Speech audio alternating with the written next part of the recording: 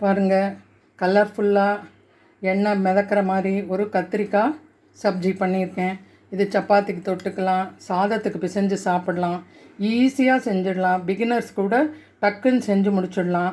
எப்படியும் இது செய்கிறதுக்கு ஒரு 20 மினிட்ஸ் ஆகும், அவ்வளோதான். ஈஸியாக பண்ணிடலாம்.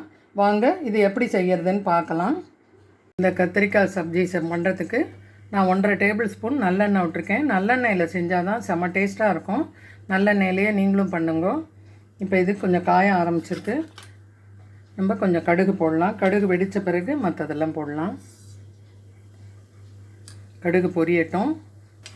கடுகு பொரிய ஆரம்பிச்சிடுச்சு. நான் மசாலா சாமான்லாம் போடலை. நம்ம மசாலா பொடி தான் போட போகிறேன். பாருங்க, கொஞ்சமாக உளுத்தம்பருப்பு, கடலைப்பருப்பு, ஒரு 2 மிளகா வத்தல் வாசனைக்கு கிள்ளி வச்சுருக்கேன். பருப்பு செவக்கட்டும்.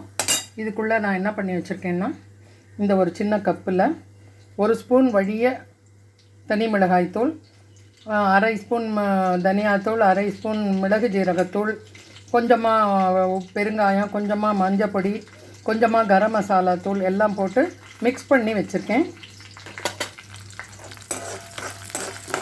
இதோட கொஞ்சம் ஜீரகம் வாசனைக்கு சேர்த்துக்கலாம். சோம்பு பிடிச்சா சோம்பு சேர்த்துக்கோங்க. நான் சோம்பு சேர்க்கலை, ஏன்னா நமக்கு கரம் மசாலா பொடியிலேயே எல்லாமே போட்டிருக்கு. அது நான் பிடிச்ச பொடி தான், அதனால் நான் ஒன்றும் போடலை. இப்போ பருப்பு கொஞ்சம் செவக்க ஆரம்பித்ததும் நம்ம பூண்டு, வெங்காயம் நறுக்கி வச்சுருக்கேன். பூண்டு ஒரு 4-5 பல் பூண்டு நசுக்கி வச்சுருக்கேன், அதை போடலாம். அப்புறம் வெங்காயத்தை போட்டு நல்ல கிளாஸியாக வர வரைக்கும் வதக்கிக்கலாம். பாருங்க, நசுக்கி வச்ச பூண்டும் கருவேப்பிள்ளையும் சேர்த்துருக்கேன். பூண்டு ஓரளவு வதங்கட்டும். இஞ்சி பூண்டு பேஸ்ட் இருந்தாலும் போட்டுக்கலாம், அவங்களோட இஷ்டம்தான். நான் இஞ்சி போடலை இன்றைக்கி, இஞ்சி வாசனை வேண்டான்னுட்டு இஞ்சி போடலை, பூண்டு மட்டும்தான் போட்டிருக்கேன். இப்போ பூண்டு ஓரளவு வதங்க ஆரம்பிச்சிட்டு இப்போ நம்ம வெங்காயம் போடலாம். நல்ல பெரிய வெங்காயம் 2 வெங்காயம் நறுக்கி வச்சுருக்கேன். நல்லா 4-5 கத்திரிக்காய் நறுக்கியிருந்தேன், அதனால் 2 பெரிய வெங்காயம் நறுக்கி போட்டிருக்கேன். இப்போ இது நல்லா வதங்கணும். இது வதங்குற அளவுக்கு பேருக்கு கொஞ்சமாக உப்பு போட்டுக்கலாம்.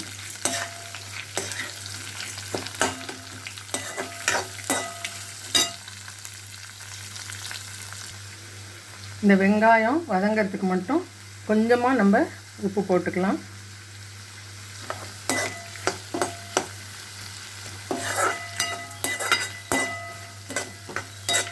இது ஓரளவு கிளாஸியாக வதங்கினதுக்கப்புறம் பொடியாக நல்ல பழமாக தக்காளி 2 தக்காளி நறுக்கி வச்சுருக்கேன், அதையும் இதோட சேர்த்துடலாம். பாருங்க, இப்போ வெங்காயம் ஓரளவு கிளாஸியாக வதங்கியிருக்கு. இதோட நம்ம இப்போ பொடியாக நறுக்கின தக்காளியும் சேர்த்துடலாம். சேர்த்து நல்லா வதக்கி கொடுத்துட்டு இது நல்லா நைஸாக வதங்கணும். அந்த அளவுக்கு நம்ம மூடி வச்சிடலாம். நல்லா நைஸாக வதங்கட்டும். இந்த தக்காளியில் இருக்கிற தண்ணியே போகிறோம், தண்ணிலாம் போட வேண்டாம். ஓரளவு நல்லா வதங்கட்டும். பாருங்க, ஒரு 5-7 மினிட்ஸ் ஆகிடுச்சு.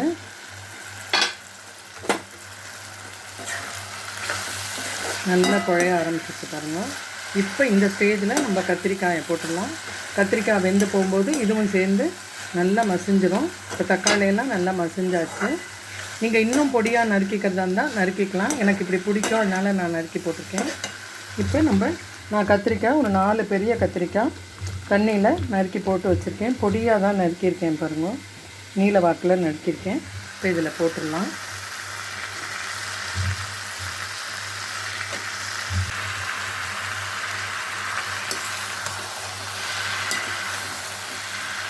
நல்லா கலரி கொடுத்துட்டு ஒரு கை தண்ணி தெளித்து இல்லை ஒரு 1/4 டம்ளருக்கு கம்மியாக தண்ணி விட்டு மூடி வச்சிடலாம்.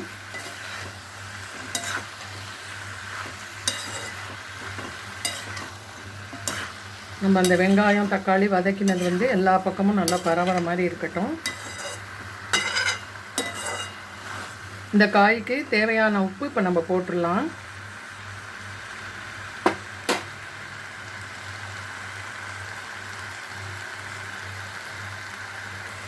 அப்போ ஒரு 1/4 ஸ்பூன் வெங்காயத்துக்கு மட்டும் போட்டிருந்தேன்.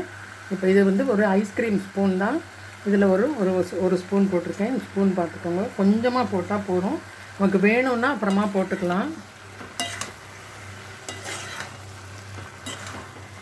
இது நல்லா மைய வெந்து வரட்டும். ஒரு 1/4 டம்ளர் தண்ணி விட்டுட்டு மூடி வச்சிடலாம். நடுவில் ஒரு தடவை நம்ம கலரி கொடுத்துடலாம்.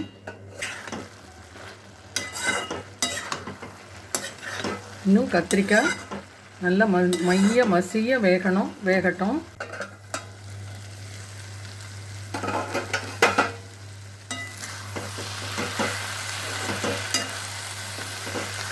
நல்லா வெந்துட்டு பாருங்க. இந்த ஸ்டேஜில் நம்ம இன்னும் கொஞ்சமாக நல்லெண்ணெய் விட்டுட்டு நம்ம இந்த பொடியெல்லாம் கலந்து வச்சுருக்கோம் இல்லையா, கரம் மசாலா, மல்லித்தூள், மிளகாய்த்தூள் எல்லாம் வச்சுருக்கோம் இல்லையா, அந்த பொடியை இப்படி போட்டலாம். இதுலேயே மஞ்சத்தூள், பெருங்காயத்தூள் எல்லாமே இருக்குது. எல்லாத்தையும் போட்டு நல்லா கலந்து கொடுத்துட்டு கொஞ்சமாக நல்லெண்ணெய் விட்டுடலாம்.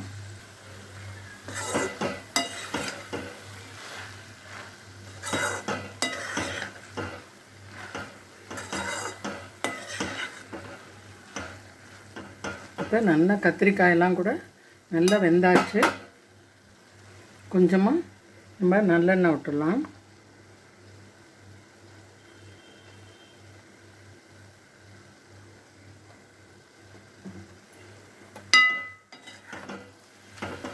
இப்போ இதுக்கு உப்பு, காரம் எல்லாமே போட்டாச்சு. கரம் மசாலா தூள் போட்டிருக்கனால நான் வந்து பிரிஞ்சி இலை, இந்த மாதிரி சோம்பு, ஜீரகம் இந்த மாதிரி நான் எதுவும் தாளிக்கலை. இப்போ இதை நல்லா மூடி வச்சிடலாம். இதுக்குமே தண்ணி விடணுங்கிறது இல்லை, அதுவே தண்ணி விட்டுக்கும். கொஞ்சமாக எண்ணெய் பிரிஞ்சு வரும்போது நம்ம ஆஃப் பண்ணால் போகிறோம். பாருங்க, இப்போ நல்லா வெந்திருக்கும். நமக்கு எண்ணெய் பிரிஞ்சு வந்திருக்கும். பார்த்திங்களா, சூப்பராக இருக்கா, அழகாக வந்துருக்கு பாருங்க. அடி பிடிக்க மட்டும் விட்டுடக்கூடாது. உங்களுக்கு தண்ணி தேவையாக இருந்தால் கொஞ்சமாக போட்டுக்கலாம். இதுலேயே நம்ம வந்து உருளைக்கிழங்கு வேக வச்சு மசித்து சேர்த்துக்கலாம். சூப்பராக இருக்கும். கேரட்டு துருவி சேர்த்துக்கலாம். இது எல்லாமே வந்து நம்மளோட ஆப்ஷனல் தான். இஞ்சி பூண்டு பேஸ்ட்டு போட்டால் பூண்டு போட வேண்டியதில்லை, இல்லை பூண்டு முழுசாகவே போட்டுக்கிறேன் அப்படின்னா போட்டுக்கலாம். இதெல்லாம் அவங்கவுங்களோட டேஸ்ட்டை பொறுத்து. இப்போ இது வந்து சாதத்தில் பிசைஞ்சு சாப்பிடலாம், சப்பாத்திக்கு தொட்டுக்கலாம், அடைக்கு தொட்டுக்கலாம். அடைக்கு வந்து நம்ம பெசரட் மாதிரி காரம் இல்லாமல் பண்ணுறோம் இல்லையா, பைத்தம்பருப்பு தோசை, அந்த மாதிரி இதுக்கு சாப்பிடலாம். சூப்பராக இருக்கும். தோசையில் கூட கொஞ்சம் அப்படி லைட்டாக பரப்பிட்டு மூடிட்டு மசால் தோசை மாதிரி சாப்பிட்லாம். செம்ம டேஸ்ட்டாக இருக்கும். இப்போ இதை ஒரு சர்விங் பவுலுக்கு மாற்றிடலாம். நான் இதில் கொஞ்சமாக அந்த டேஸ்ட்டை எடுத்து கொடுக்கறதுக்காக லைட்டாக வெல்லம், பொடிச்ச வெல்லம் போட்டிருக்கேன். இது முற்றிலும் ஆப்ஷனல் தான். உங்களுக்கு பிடிக்கும்னா போட்டுக்கோங்க, இல்லைன்னா வேண்டாம். நல்லா பொடிச்சிட்டு கலந்து விட்டுக்கலாம். சாதம் சாப்பிடும்போது நெய் இல்லைன்னா நல்லெண்ணெய் விட்டு சாதத்தில் போட்டு சாப்பிடலாம். மொத்தமாக ஒரு 4-5 பேருக்கு சேர்க்கணுன்னா இது வந்து எப்படியும் ஒரு 3 அழாக்கு சாதம், அதாவது 1/2 கிலோ அரிசிக்கு இது பண்ணலாம். இது அப்படியே அந்த சாதத்தோடு கலந்து கூட கத்திரிக்காய் சாதம் மாதிரி நம்ம பரிமாறலாம். இப்போ இதை ஒரு பவுலுக்கு மாற்றிடலாம். பாருங்க, ஒரு பவுலுக்கு மாற்றியாச்சு. எவ்வளோ பார்க்கவே ஆசையாக இருக்குப்பாங்க, டேஸ்டியாக இருக்கும். இதுக்கு புளியெலாம் தேவையில்லை, புளி போடணுங்கிறதில்ல. புளி கொஞ்சமாக புளிச்சாறு விட்டு பைத்தம்பருப்பு வேக வச்சது போட்டோம்னா கொத்து மாதிரி இருக்கும். அதுக்கு இன்னும் கொஞ்சம் பொடியாக நறுக்கிக்கலாம் கத்திரிக்காயெல்லாம். இப்போ இதே மாதிரி இருக்கும். இதில் உங்களுக்கு பிடிச்சதுன்னா வேர்க்கடலை போட்டுக்கலாம்.